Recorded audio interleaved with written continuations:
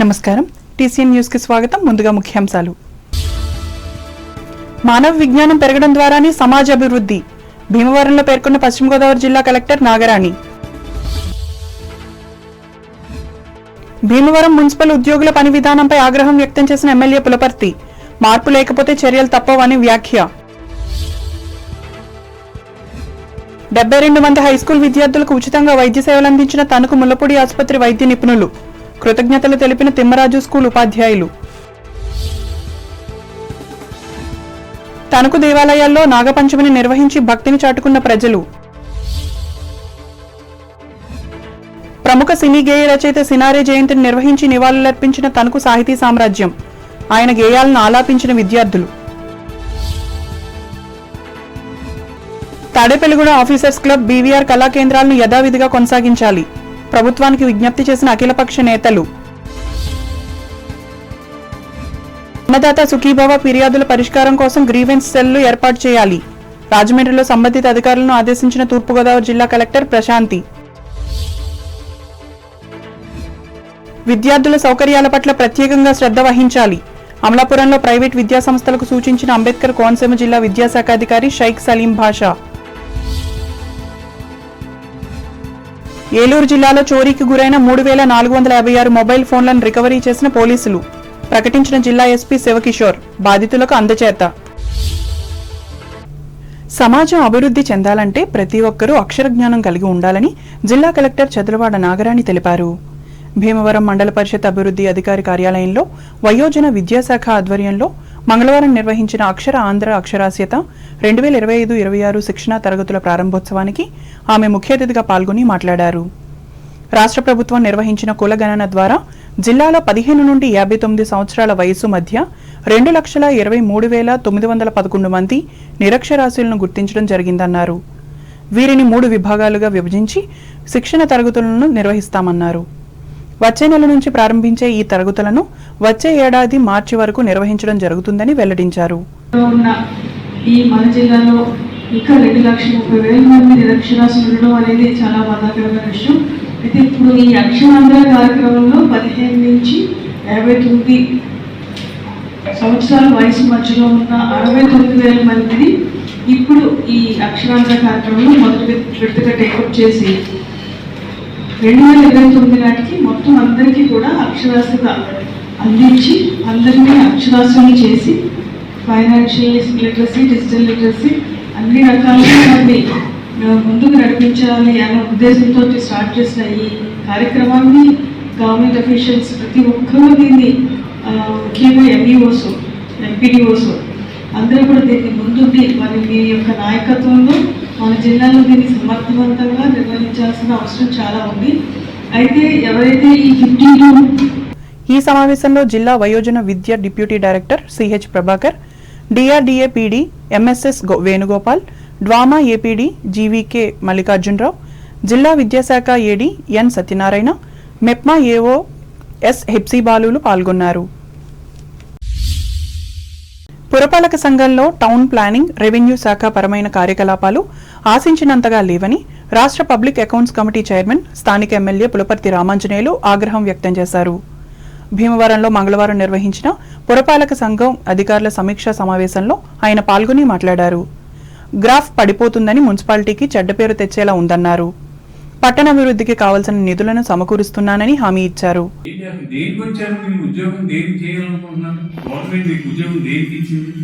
Government లో చేసిన పనులకి పేమెంట్లు ఇచ్చే బాధ్యత మాది, నేను ఇప్పిస్తాను. అలాగే కొంతమంది కాంట్రాక్టులు కనీసం మొబిలైజేషన్ కూడా మా దగ్గర డబ్బులు లేవండి, పని చేయలేమంటే నా దృష్టికి తీసుకురండి, నేను వాళ్ళకి ఏర్పాటు చేసి మీకు సపోర్ట్ చేస్తాను, మీరు ఇన్ టైంలో వర్క్ చేశారు చెప్పండి. కనీసం 3 months లో పని పూర్తయ్యేటట్టు ఏర్పాటు చేయాలి. ఆ ఏర్పాటు చేయడానికి వాళ్ళు చెప్పే ఇబ్బంది ఏంటంటే, మేము గతంలో కొన్ని వర్కులు చేసాం, మాకు పేమెంట్ రావడం లేదు, ఆ పేమెంట్ పాత పేమెంట్ సరిలేదు, ఇప్పుడు కొత్తగా వర్క్ మానేసిన తర్వాత కూడా మీకు పేమెంట్ ఇవ్వట్లేదని చెప్పి వాళ్ళు మా దగ్గర దృష్టి కూడా తీసుకోవడం జరిగింది. వాళ్ళకి పేమెంట్ ఎలా ఇవ్వాలి ఏంటి, నేను వాళ్ళకి కాంట్రాక్టులు అందరూ కొంతమంది వచ్చినట్టున్నారు. ఇక్కడికి వాళ్ళకి చెప్పేది ఏంటంటే కొంత మొబిలైజేషన్ అడ్వాన్స్ నేను ఇస్తాను, మీరు పని చేయండి, పని చేసిన తర్వాత బిల్లు వచ్చే ఏర్పాటు చేయడానికి నేను ఆలోచన చేస్తాను. మీరు ఎంతమంది పని చేస్తున్నారు, ఎవరికి మొబిలైజేషన్ అడ్వాన్స్ కావాలో చెప్పండి, నేను అరేంజ్ చేస్తాను.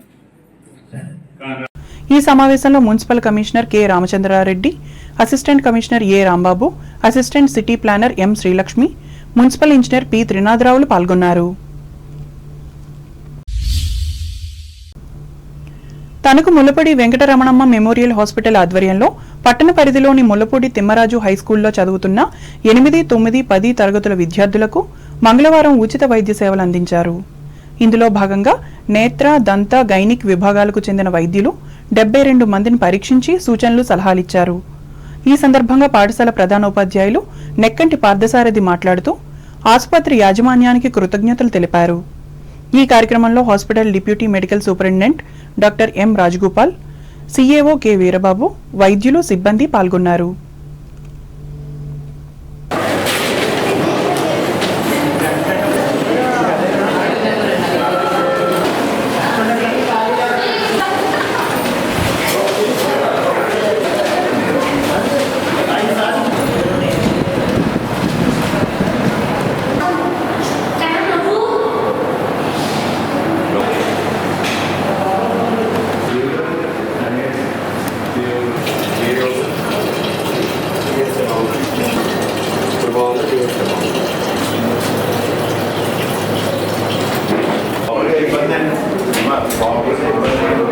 మళ్ళీ దాన్ని పట్టుకుని చెప్తారు కదా.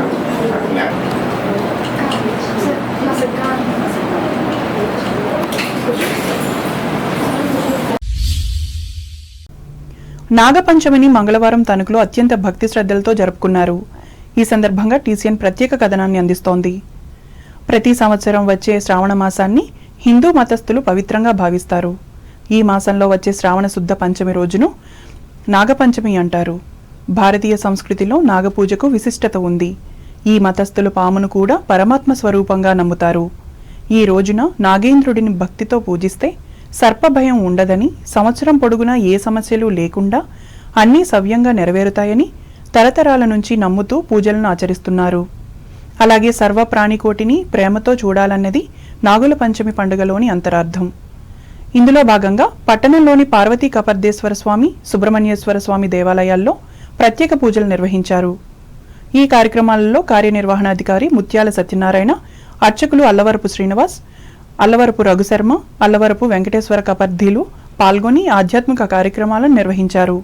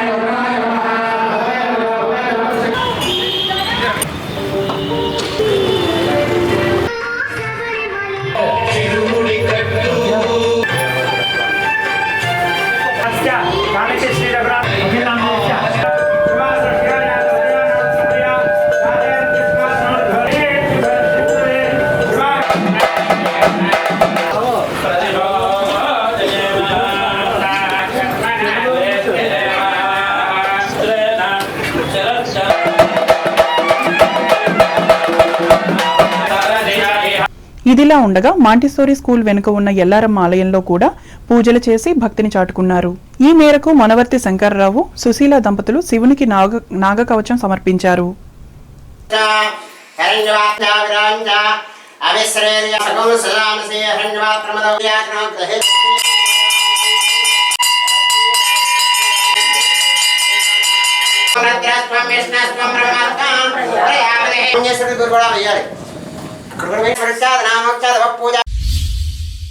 ఆధునిక ఆంధ్ర కవుల్లో నిత్య నూతన మూర్తిగా పేరొందిన ప్రఖ్యాత కవి సినారే అనే సంగిరెడ్డి నారాయణరెడ్డి జయంతిని తణుకులో మంగళవారం ఘనంగా నిర్వహించారు.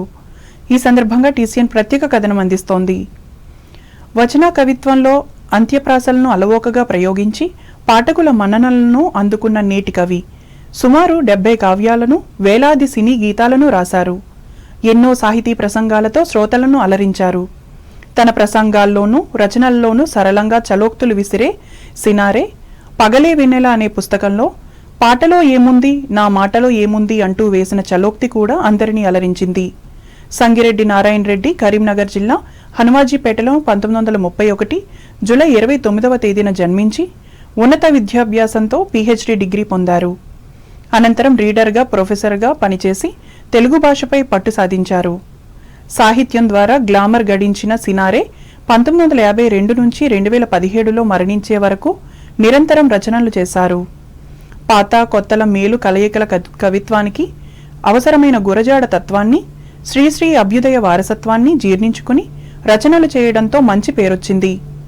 ఆంధ్రప్రదేశ్ అధికార భాషా సంఘ అధ్యక్షునిగా, ఆంధ్రప్రదేశ్ సార్వత్రిక విశ్వవిద్యాలయం, పొట్టి శ్రీరాములు తెలుగు విశ్వవిద్యాలయం ఉపాధ్యక్షునిగా, రాజ్యసభ సభ్యునిగా సేవలందించిన సినారేకు 1988లో కేంద్ర ప్రభుత్వం ప్రతిష్టాత్మక జ్ఞానపీఠ అవార్డు, 1992లో పద్మభూషణ్ అవార్డులు అందించి సత్కరించింది.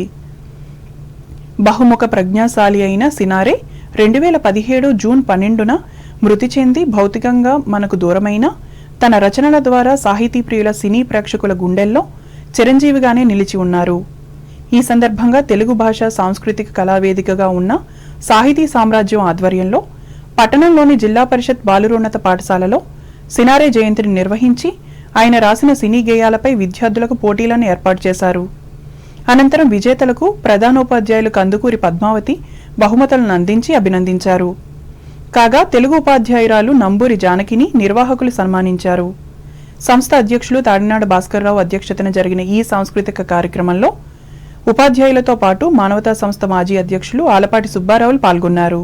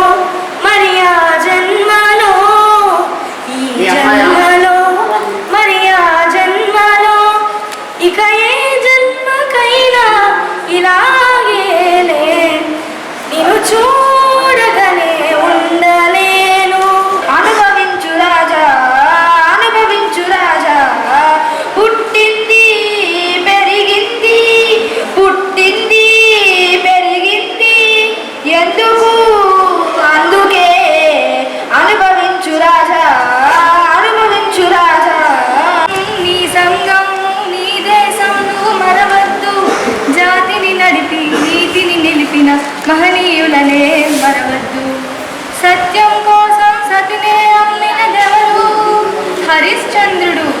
తండ్రి మాటకై కానలకేగినదెవరు? శ్రీరామచంద్రుడు. అన్న సేవకే అంకితమైనది ఎవరన్నా? లక్ష్మణ. పతి దైవమని తరించిపోయిన దేవరమ్మ సీతమ్మ. సువ్వి సువ్వి సువ్వాలమ్మ గువ్వ మువ్వ నవ్వాలే నవ్వాలమ్మ సువ్వి సువ్వి సువ్వాలమ్మ సీతాలమ్మ. చిలకేమో పచ్చనిది, కోయిలేమో నల్లనిది.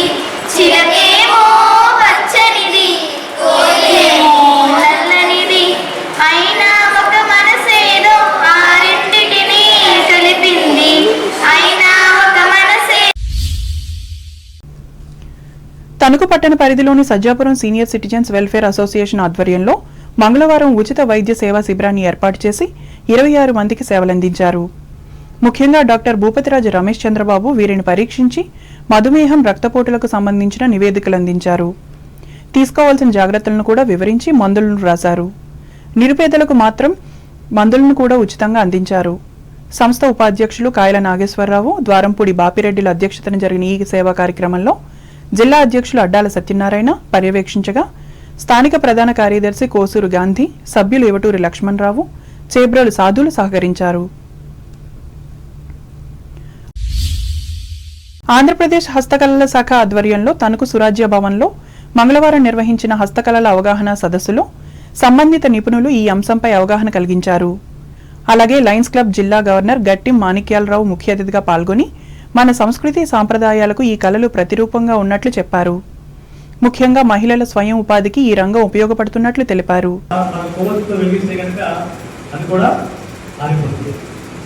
అలాగే దూదిని మనం చక్కగా ఆ దూదిని డైరెక్ట్గా వెలిగిస్తే కనుక అది కాలిపోతుంది. కానీ దాన్ని సమీకృతం చేస్తూ సమస్త జనులకి వెలుగునివ్వాలనే మంచి ఉద్దేశంతో మరి ఒక మంచి కార్యక్రమాన్ని ఏర్పాటు చేయడం. ఇది ఒక మేలుకొలుపు.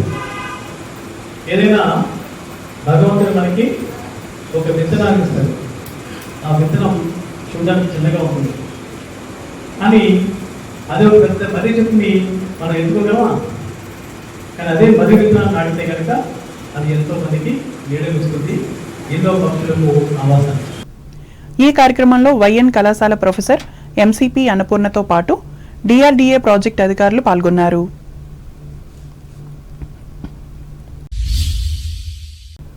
విశాఖపట్టణానికి చెందిన శ్రీశ్రీ కళావేదిక ఆధ్వర్యంలో ఇటీవల నిర్వహించిన 150వ జాతీయ శతాధిక కవి సమ్మేళనంలో తణుకు కవి అభ్యుదయ రచయితల సంఘం పశ్చిమ గోదావరి జిల్లా మాజీ అధ్యక్షులు విఎస్వి ప్రసాద్ పాల్గొని తెలుగు కవిత్వానికి ఉన్న ప్రాధాన్యతను వివరించే కవితను చదివి ప్రశంసలు అందుకున్నారు. ఈ సందర్భంగా సంస్థ అధ్యక్షులు డాక్టర్ కత్తిమండ ప్రతాప్ కుమార్, జి ఈశ్వరీ భూషణంలు ప్రసాద్ను సన్మానించి జ్ఞాపికను అందించారు.